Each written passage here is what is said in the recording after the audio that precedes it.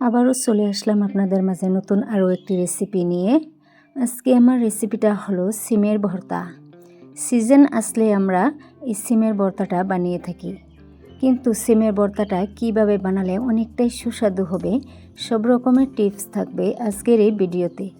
তাই ভিডিওটা স্কিপ না করে পুরোটা দেখতে থাকুন, আশা করি অনেকটাই ভালো লাগবে।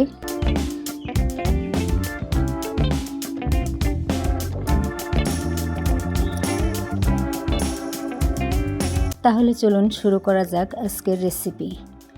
সিমের ভর্তাটা বানানোর জন্য সর্বপ্রথমে এখানে আমি 400 গ্রাম সিম নিয়েছি।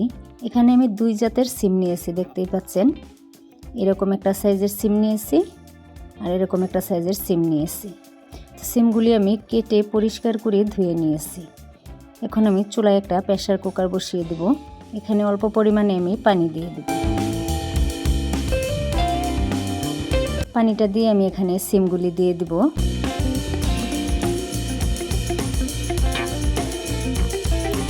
সিমগুলি দিয়ে এখানে আমি অল্প পরিমাণে লবণটাও দিয়ে দিব। দিয়ে আমি এটাকে ভালো করে সিদ্ধ করে নেব।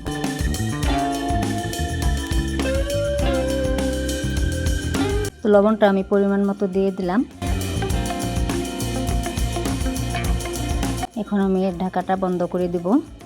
দিয়ে আমি এটাকে 2টা সিটি দিয়ে নিব। তো দেখতেই পাচ্ছেন একটা সিটি বেজে গেল, আরও একটা সিটি বেজে গেল। এখন আমি ঢাকনাটা খুলে দেব। তো দেখেন সিমগুলি কত সুন্দর হয়ে সিদ্ধ হয়ে গিয়েছে।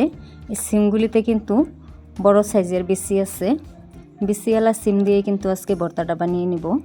তো চুলায় একটা ননস্টিকের প্যান বসে এখানে আমি দিয়ে দেব সরিষার তেল। তেলটা দিয়ে আমি এখানে 4টি শুকনা লঙ্কা দিয়ে দেব। শুকনো লঙ্কাগুলি আমি অনবরত নাড়াচাড়া করে আমি লালচা করে এটাকে ভেজে নেব। তো দেখেন শুকনো লঙ্কাতে একটা কালার চলে আসছে। এখন আমি নামিয়ে নিব। তো সে একই প্যানে আমি আবারও পেঁয়াজ কুচি দিয়ে দিলাম। পেঁয়াজটাকেও আমি অল্প লালচা করে ভেজে নিব।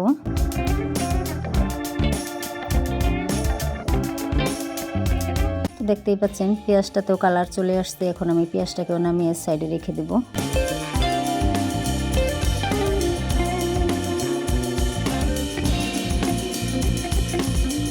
এই বিচিওয়ালা সিমের ভর্তাটা বানালে কিন্তু গরম ভাতের সাথে অনেকটাই সুস্বাদু হয়ে থাকে। তো আবারও সেই একই প্যানে আমি আরও অল্প পরিমাণে সরিষার তেল দিয়েছি। তো তেলটাকে অল্প নাড়াচাড়া দিয়ে আমি ভালো করে গরম করে নিব। আর যে সিমটা আমি উঠিয়ে নিয়েছিলাম এই সিমটা আমি এখানে দিয়ে অল্প ভেজে নিব। যেহেতু এটার পানি আছে অল্প পরিমাণে, পানিটা আমি শুকিয়ে নিব ভালো করে। শুকিয়ে এটাকে আমি ভালো করে ভেজে নিব। তো অনবরত আমি নাড়াচাড়া করতে থাকবো, এটাকে ভালো করে ভেজে নিব। দেখতেই পাচ্ছেন এর বিচিগুলি বের হয়ে গিয়েছে।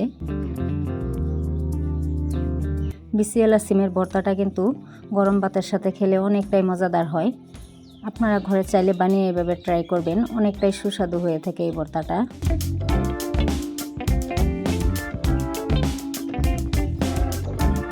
তো অনবরত নাড়াচাড়া করে আমি এটাকে খুব ভালো করে ভেজে ভর্তাটা এখানে আমি বানিয়ে নিব। সিমগুলিকে আমি ভালো করে ম্যাশ করে দিব। এখন আমি সিমটা নামিয়ে একটা থালার মাঝে নিয়ে নিব।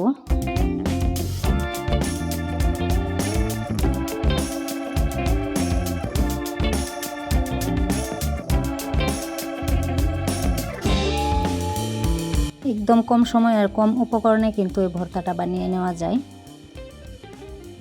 আপনারা বিচিওয়ালা সিম থাকলে কিন্তু বানিয়ে নিতে পারবেন ঘরে এইভাবে ভর্তাটা। এখানে আমি শুকনো লঙ্কাটা কিন্তু গুঁড়ো করে দিয়ে দিলাম। আর আমি পেঁয়াজটাকে ভেজে রেখেছিলাম, সেই পেঁয়াজটা অল্প পরে আমি দিয়ে দেব। এখন আমি এটাকে ভালো করে মাখিয়ে নেব। এখানে আমি কোনো সরিষার তেল ইউজ করব না। তো পেঁয়াজটা আমি নিয়ে আসলাম, পেঁয়াজটাও এখানে আমি দিয়ে দিব। আর অল্প পরিমাণে আমি লবণটা দিয়ে দেব। লবণটা যেহেতু আগে থেকেই দেওয়া আছে, তাই অল্প করে আমি লবণটা দিয়ে ভর্তাটা এখন বানিয়ে নেব।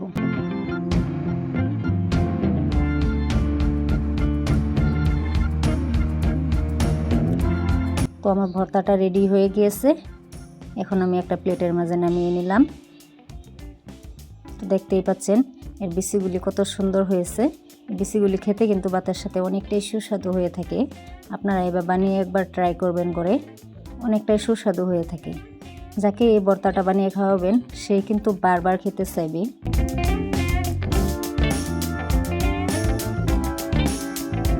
তাহলে আজকের রেসিপিটা কেমন হয়েছে কমেন্ট বক্সে জানিয়ে দিবেন।